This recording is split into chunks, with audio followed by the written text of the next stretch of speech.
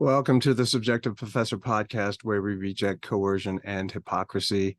This is episode 62, and we're going to talk about a Star Trek episode from the original series entitled Patterns of Force. And it's almost like we're living in a world where life is imitating art from the late 1960s. Before I begin, I just wanted to mention I'll be going to the Ron Paul conference in Washington, D.C., the suburbs of D.C., which is called Which Way America. You can go to the Ron Paul Institute for details. They have a lot of great speakers, one of whom is Colonel Douglas McGregor, who gives all this juicy information about the conflict that's going on in the Ukraine. Lots of other speakers, too, including Ron Paul. So if you are interested in any of these ideas and you're in the area, register. It's just for one day, Saturday, I believe it's like September, right? Yeah, September 2nd. I'll be going down with my wife, but she'll be taking care of one of my kids, and so I'll just be sitting in the conference by myself. But anyway, so I just sit around and sort of go through X, Twitter, or just watch the news and come up with ideas for these podcasts. And so I was sitting there listening to Brandon, aka Jeff Dunham's ventriloquist dummy, Walter. I was watching him ignore questions again, just walk off. And it reminded me of this episode of Star Trek, the original series. Just like V for Vendetta reminded me of some weird scenario where the government uses a disease to somehow enrich itself and increase its hold on society. I don't know, some crazy connection there. But in any case, if you're familiar with the original Star Trek series, and there are a lot of spin-off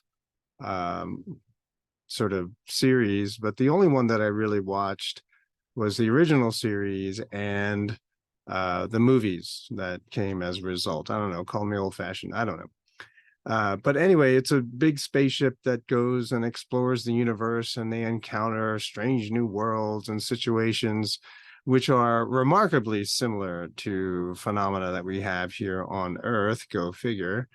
And so they give a little commentary through entertainment. And in the 1960s, it was pretty much had political overtones, but it would also sort of hit you over the head so that you wouldn't miss the message that they were trying to convey. So anyway, the Enterprise, the Starship Enterprise, they visit a planet where there's supposed to be a researcher, but they lost contact with this researcher. This researcher was a former history teacher at Starfleet Academy, and so they're trying to figure out where he went. And they're surprised to find that the planet where he was assigned to go is at war with another planet that's close by. And so they militarized, their planet in preparation for war. And in order to do this, they adopted a World War II German political structure, led by a guy with a Charlie Chaplin mustache. And they were hunting down people of the other planet, curiously named Zeon. And they also sport the ancient Indian symbol of peace and prosperity, swastikas everywhere, including on flags with a red background. Very interesting. I've seen that somewhere in history not that long ago. But anyway, so the militarized planet was previously divided, chaotic. There was a lot of unrest, apparently. But they were brought together. They were unified through their hate of Zeon, right? Which sounds a lot like Zion, which is the mountain in Jerusalem. And all of their names of all of the people from Zeon are remarkably like Hebrew names. And if you're up on your Hebrew, then you would see that pretty easily. Or if you know a lot of Jewish people, then you get to see how they sound remarkably similar. So clearly there's, a not so subtle uh, parallel with what happened in World War II and the Jews who lived in Germany. Okay, I'm trying to avoid certain words because there's censorship is on the rise again, and so I'm just going to kind of dance around it uh, just a little bit anyway. So the episode moves forward and gradually moves towards this speech that's supposed to be given by their leader on this militaristic planet. And it turns out that the leader is the missing history teacher. And in that speech that he's supposed to give towards the end of the episode is the speech which announces the final solution, the eradication of Xeon and all of its inhabitants. And it turns out, and here's where the Biden connection comes in, the Brandon connection comes in. It turns out that the history teacher is drugged and is not really in charge, right? So he's basically in a semi-conscious state and basically reading what he's supposed to say. And instead, it's this guy in the background. The character's name is Malakon, who's a genocidal sociopath. And so it turns out that he's the one that's pulling all the strings. He's the one that has all the hate. He's the one that will benefit the most from this kind of global policy. But there is, of course, a happy ending. All the bad and guilty people, they die. And then once this is resolved, the people of Ecos, where the planet that militarized, they said, hey, we'll take care of it from here. You guys can go. They kick everyone out off the planet. All right. So that's basically the sort of a summary of the episode. And it was this kind of interesting phenomena. So it was the unconscious, semi-conscious leader who's just really just the face or the mouthpiece of the people who are actually in power, who are pulling all of the strings. And so people think that the leader is the leader. He's the person who's calling all the shots, dictating all the policy. And it turns out that that person is just simply a puppet and has absolutely no say in anything. And so this is that's what reminded me of what's going on today, because clearly our current president is not even really in charge of his own body, can't control his own body. And so who's really running the country? And that, is pretty obvious, right? When the leader of a country doesn't have the mental capacity to be doing anything, so who's really calling the shots? And what's the goal of all these policies that are being pushed down our throats, which is kind of interesting, right? The majority of Americans now, hey, stop sending money to the Ukraine, but this so-called democratically elected government, what do they ignore the will of the people, right? Because it doesn't matter, right, what the will of the people are. You put them in power, and so now they're going to do what they want to do, and they continue to support this war. And so it's a kind of absurd and ridiculous. Accusations of money laundering, there's evidence of this, right? FTX was clearly evidence of this. And it's the process is very similar to how a lot of people say money is laundered through teachers' unions, right? So teachers' unions are protected by the government. They donate the most to a certain political party. The political party then in turn supports all of the legislation which supports the strength and power of teachers' unions, and around we go, right? And the government provides most of the funding for teachers' unions, right? So teachers are paid out of local government or even federal government largesse. So there's that. So we're living in a time and in a society where there's a enormous wealth transfer from people who are disempowered to the political class, right? So I'm not going to say the wealthy, well, because not all wealthy people are in on it, right? They're trying to survive as well. They're trying to push against it. But you have the political class, the people who are connected with the seats of power, and they want more. So that's what we're really looking at. Remember, be careful of your racializations. Just because someone is rich doesn't mean that they're corrupt. And just because someone is poor or lower income doesn't mean that they're not corrupt. And so you be careful of those racializations. Anyway, in that kind of world, in this kind of society, nothing which is spoken by the political class is really what's going on. That's what you're supposed to believe. That's the propaganda. That's the party line. But that's not the reality of what's going on. And so it takes a special kind of person not to see this. It takes a certain amount of narrow-mindedness and a very strong mental box not to see what's going on and to think that the solution is more government.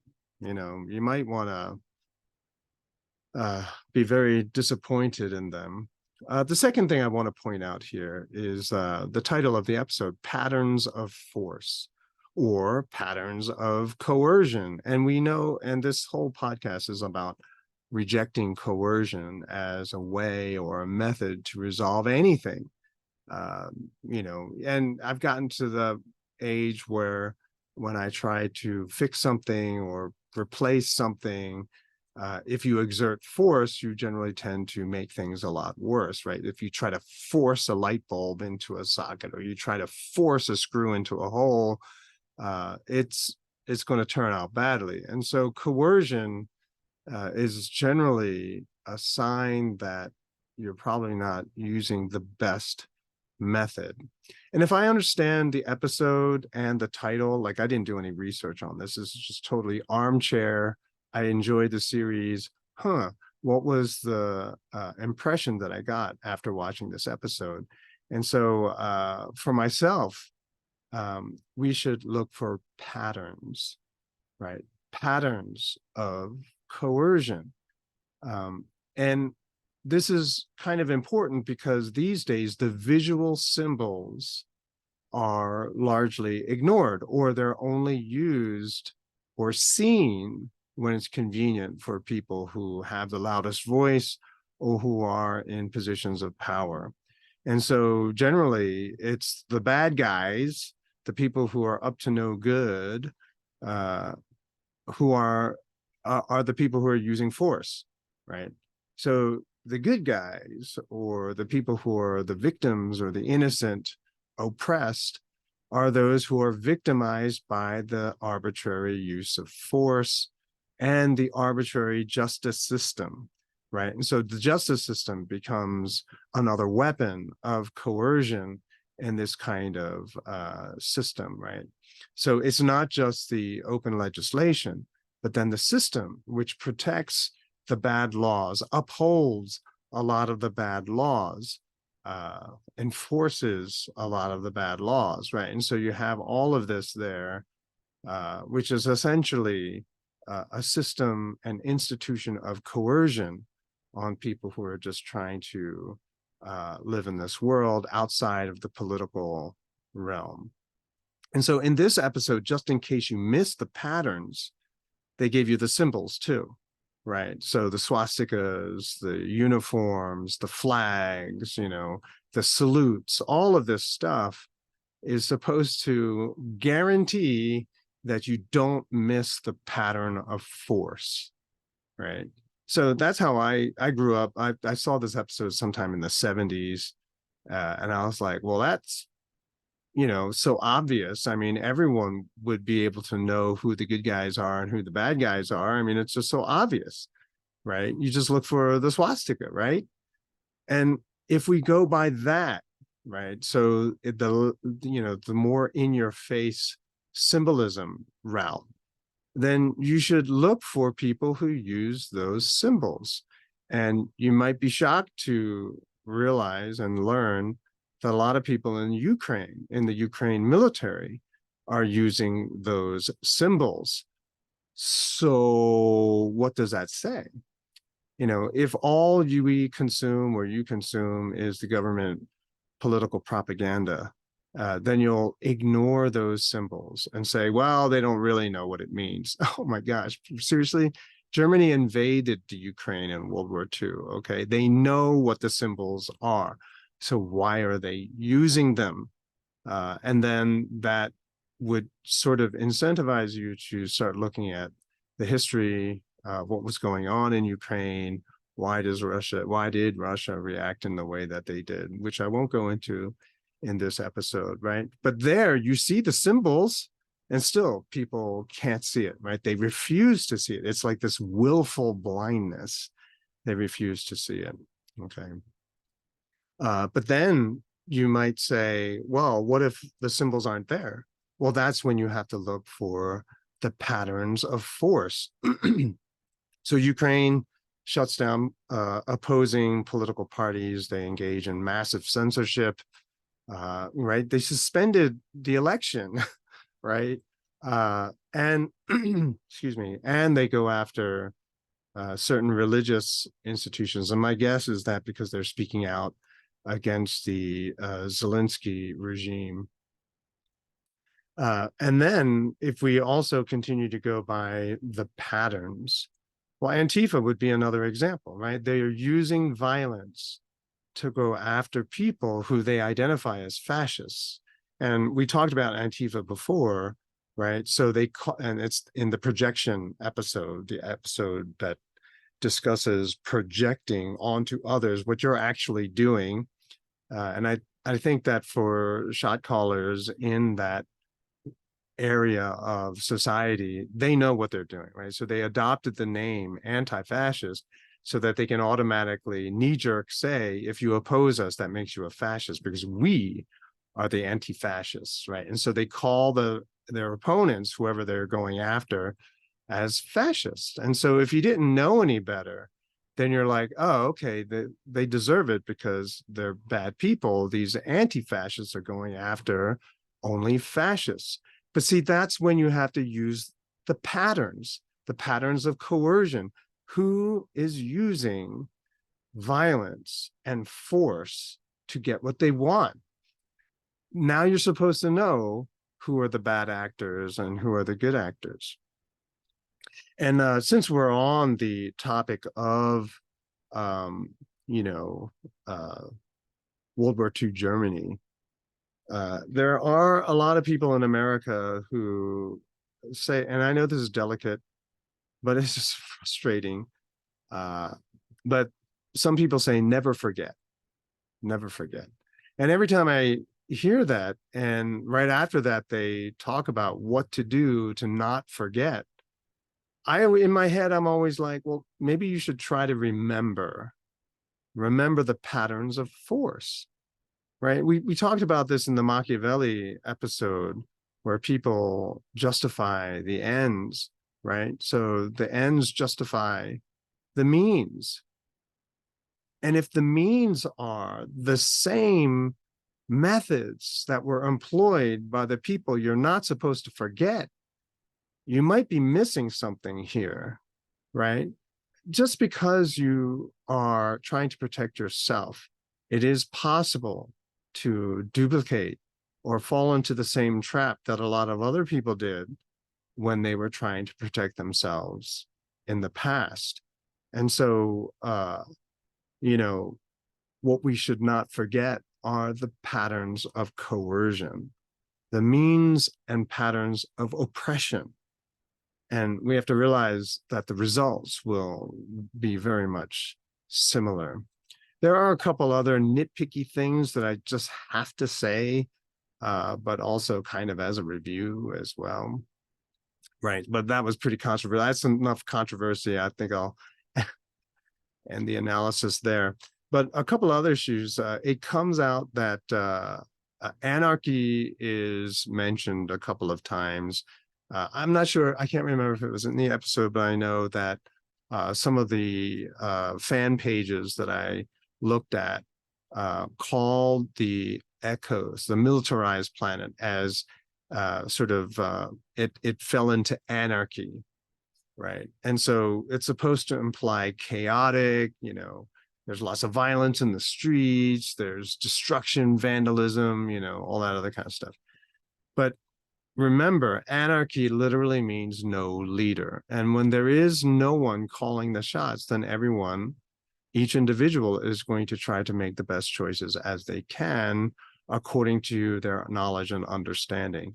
That results in spontaneous order, not chaos, right? And it's generally the control freaks that hate the spontaneous order because it is not the order that they desire, the order that they can understand, the kind of order that they can control. And that's their nature. They want other people to stop doing it in the way that works best for them and do it in the way that works best for the control freaks, right? But even if control freaks were able to have all of the power and the ability to control every moment of everyone's life, the human mind has a limited ability and it cannot comprehend all of the lives that it seeks to control. And so therefore it results in chaos, right? So look at our society now with all the looting, the random violence everywhere. That is the result of the political elite trying to control every moment of your life. It's the control, it's the coercion that results in anarchy. But if people, excuse me, I fell into the trap, right? That results in chaos and violence, right? Without a leader, without someone trying to control everyone's lives, you have spontaneous order. And that is peace and harmony, right? So the more you have control freaks trying to control all of society, the more also you open the possibility for puppet governments, puppet leaders, people who are basically, whose lives are being sustained by loads of medication, who don't even know who they are any longer, right? Like Feinstein, right? I mean, come on, or Fetterman in Pennsylvania, right? I mean, these people, they're no longer in control of their faculties. And Mitch McConnell, just so you know, I'm not trying to pick only Democrats, but Mitch McConnell as well. I mean, come on, these people are clearly not the ones making the decisions, right? They're just empty suits, right? And that's where you get all of the chaos, the violence, it's just the instability. It's just terrible. But without all of those people, and then now people have to make choices and then live with the consequences of their choices, a lot of that chaos and violence, it disappears, right? And maybe I'll get into more detail in another episode, but I'll leave it at that for now. And another thing that they say, so the missing history teacher, he's asked, why did you choose, World War II Germany? You know what happened there. And he says, it's the most efficient form of government. And what?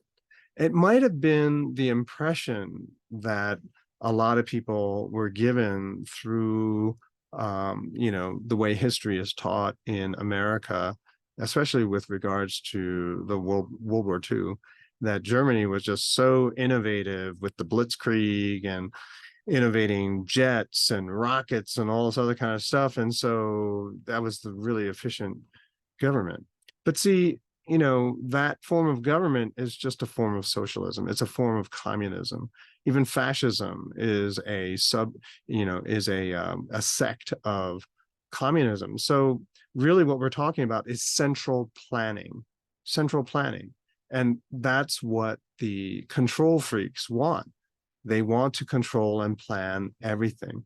But remember, one person or one committee cannot always be right. They cannot take into account all of the various subjectivities in society. They cannot please everyone. So instead of having some control freaks, demagogue and try to capture everyone's imagination and get their vote, just give people freedom.